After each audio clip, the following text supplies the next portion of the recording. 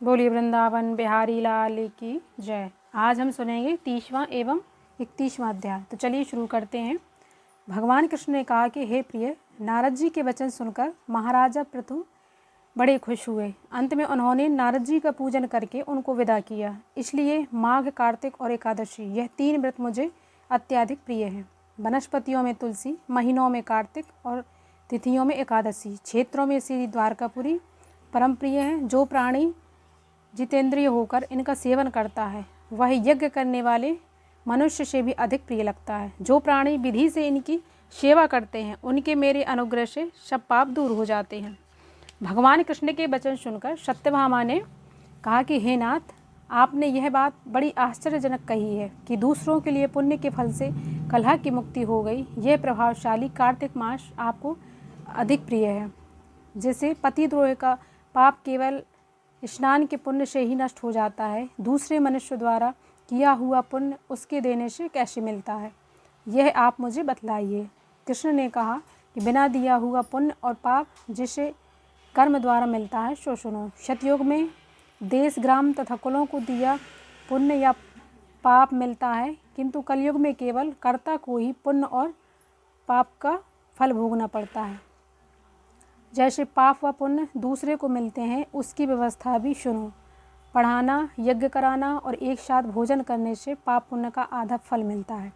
एक आसन पर बैठने तथा सवारी पर चढ़ने, श्वास के आने जाने से पुण्य व पाप का चौथा भाग प्राणी मात्र को मिलता है। स्पर्श करने, भोजन करने से तथा दूसरों की स्तुति करने से पुण्य का पाप का 6वां भाग मिलता है। दर्शन करने, सुनने, ध्यान करने से मनुष्य को पुण्य और पाप का 10वां अंश मिलता है। दूसरों की निंदा, चुगली और धिक्कार करने से उसका 100वां भाग मिलता है।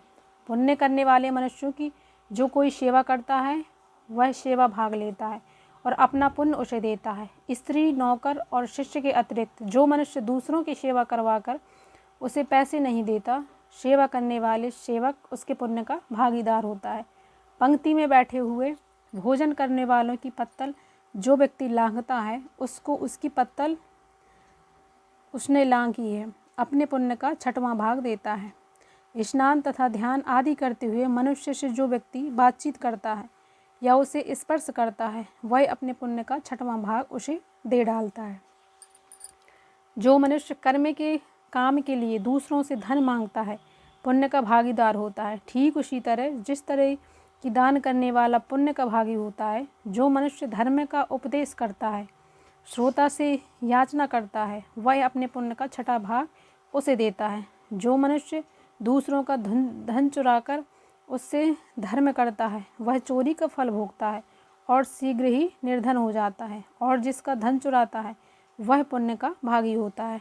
बिना ऋण दिए जो मनुष्य मर जाता है, उसका ऋण देने वाले सज्जन पुण्य के भागीदार होते हैं। शिक्षा देने वाला, सलाह देने वाला, सामग्री को जुटाने वाला तथा प्रेरणा देने वाला, यह पाप और पुण्य के भागीदार होते हैं। गुरु शिष्य का, पति पत्नी का, पिता पुत्र का, स्त्री पति के लिए, पति का पुत्र, पिता पुत्र का स्त्री के लिए पुण्य का 6वां भाग देती है। पति को खुश रखने वाली आज्ञाकारी स्त्री पति के लिए पुण्य का आधा भाग ले लेती है। जो पुण्यात्मा पराये लोगों को दान करता है, वह उनके पुण्य का 6वां भाग प्राप्त करता है। जीविकों को देने वाला मनुष्य जीविका ग्रहण करने वाले मनुष्य के पुण्य के 6वें भाग को प्राप्त करता है। इस प्रकार दूसरों के लिए पुण्य अथवा पाप बिना देने के भी दूसरों को मिल सकता है, किंतु यह नियम जो कि मैंने बतलाए हैं कलयुग में लागू नहीं होते। कलयुग में तो एकमात्र कर्ता को ही अपने पाप व पुण्य भोगने पड़ते हैं। बोले वृंदावन बिहारी लाल की जय। अब हम सुनेंगे 31वां अध्याय। भगवान कृष्ण बोले, बहुत काल पहले उज्जैन में एक महापापी और दुरात्मा धनेश्वर नामक ब्राह्मण रहता था। वह रस, चमड़ा और कंबल आदि का व्यापार करता था। वह वैश्यागामी और मद्यपान आदि बुरी कर्म करते थे। चूँकि वह रात दिन पाप में लीन रहता था, इसलिए वह व्यापार में नगर नगर घूमता था। एक दिन महिष्मतिपुरी में जा पहुँचा। राजा महिष ने बसाई थी, इसलिए वह राजा के नाम से विख्यात थी। नगरी के पास ही पापनाशिनी पुण्यकारिणी भगवती नर्मदा बहती थी। उस नदी के किनारे देशांतर से आए यात्री कार्तिक व्रत करने को कुछ दिन के लिए वहां ठहर गए। उन कार्तिक व्रत करने वाले प्राणियों को वहां ठहरा देखकर वह दुष्ट धनेश्वर भी इधर उधर घूमता हुआ 1 मास के लिए वहां ठहर गया। अपने माल को बेचता हुआ वह नर्मदा नदी के तट पर घूमता हुआ ब्राह्मणों को देव पूजा में लीन देखता था।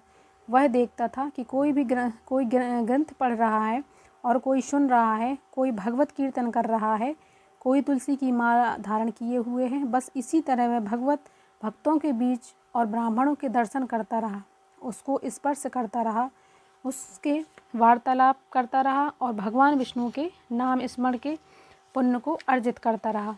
वह कार्तिक के व्रत की उद्यापन विधि तथा जागरण को भी देखता रहा। उसने पूर्णिमा के व्रत को भी देखा। व्रती ब्राह्मण तथा गऊओं को भोजन कराते रहे, उनको दक्षिणा आदि भी दे रहे थे। उसने नृत्य प्रति भगवान शंकर की प्रसन्नता के लिए होती दीपमाला भी देखी। त्रिपुर नामक राक्षस के 3 पुर को शंकर जी ने इसी तिथि को जलाया था, इसलिए शिवजी के भक्त इस तिथि को दीप उत्सव मनाते हैं। जो मनुष्य मुझ में और शंकर में अंतर मानते हैं, उनकी सारी क्रियाएं निष्फल हो जाती हैं। धनेश्वर वहाँ की पूजा विधि देखता हुआ इधर उधर घूम रहा था कि उसे काले सर्प ने डस लिया और वह भूमि पर गिर पड़ा। उसकी यह दशा देखकर वहाँ के दयालु भक्तों ने उसे चारों ओर से घेर लिया। उसके मुँह पर तुलसी दल मिश्रित जल के छींटे देने लगे और जब उसके प्राण निकले तो यम के दूत उसे बांधकर कोड़ों से मारते हुए यमपुरी को ले गए। उसे देख चित्रगुप्त ने यम से कहा कि इसने बाल्यकाल से लेकर आज तक बुरे कर्म ही किए हैं। इसके जीवन में पुण्य को लेश मात्र भी दिखाई नहीं देता। यदि मैं पूरा 1 वर्ष आपको सुनाता रहा तो इसके पापों की सूची समाप्त नहीं होगी। यह महापापी है, अतः इसको 1 कल्प तक घोर नरक में डालना चाहिए। चित्रगुप्त की बात सुनकर यमराज बड़े क्रोध में आकर उसे अपना कालनेमी के समान भयंकर रूप दिखाते हुए अपने अनुचरों को आज्ञा देकर कहा कि हे प्रेत सेनापति, इस दुष्ट को मुगदरों से मारते हुए कुंभीपाक नरक में डाल दो। सेनापति ने मुगदरों से उसका सिर फोड़ते हुए कुंभीपाक नरक में ले जाकर खौलते हुए तेल के कढ़ाव में डाल दिया। प्रेत सेनापतियों ने ज्यों उसे तेल के कढ़ाव में फेंका तो लपलपाती हुई आग अपने आप ठंडी हो गई, जैसे कि प्रहलाद को अग्नि में डालने से वह ठंडी हो गई थी। यह विचित्र घटना देखकर प्रेत सेनापतियों ने यमराज के पास जाकर सब हाल कहा। यमराज भी आश्चर्यचकित हो धनेश्वर को अपने पास बुलाकर स्थिति पर विचार करने लगे। उसी समय नारायण नारायण का कीर्तन करते हुए देवर्षि नारद जी भी वहां आ पहुँचे और यमराज से कहने लगे कि हे यमराज, यह ब्राह्मण नरक में डाले जाने के योग्य नहीं है, क्योंकि इसने अंत समय में कुछ शुभ कर्म किए हैं जो नरक यातना को नष्ट करने वाले हैं। जो लोग भगवत भक्ति का दर्शन करते हैं, उनसे वार्तालाप और स्पर्श करते हैं, चाहे उन्होंने कोई पुण्य कर्म न किया हो, सहज में ही स्वर्ग के अधिकारी हो जाते हैं। अतः धनेश्वर भी पुण्यात्माओं के संग व स्पर्श से स्वर्ग का अधिकारी हो गया। अतः यह पुण्यात्मा है, इसे यक्ष योनि दो और केवल इसे पाप भोग करने वाले नरक दिखा दो। भगवान श्री कृष्ण ने कहा कि जब नारद जी ऐसा कहकर चले गए तो धनेश्वर को पुण्यात्मा समझते हुए यमराज ने दूतों को उसे नरक दिखाने की आज्ञा दी। तो यहाँ पे अध्याय समाप्त होता है। राधे राधे।